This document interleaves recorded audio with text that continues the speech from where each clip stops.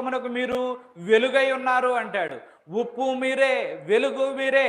మీరే నిస్సారమైపోతే, లేకపోతే మీరే కాంతిహీనులుగా అయిపోతే లోకము దేని ద్వారా సారం పొందుతుందయ్యా?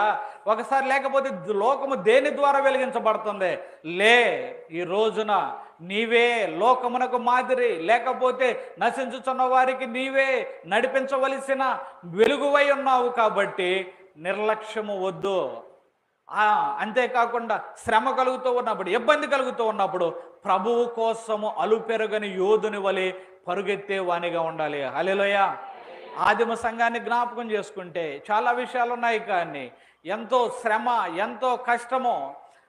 వారు బ్రతికి ఉండగానే వారిని చంపేశారు, లేకపోతే వారు బ్రతికి ఉండగానే వారి చర్మాలను ఒలిచేశారు, లేకపోతే తారును పూసి తగలబెట్టేశారు. కానీ శ్రమలో కూడా వారు ప్రభువుని వదిలిపెట్టల.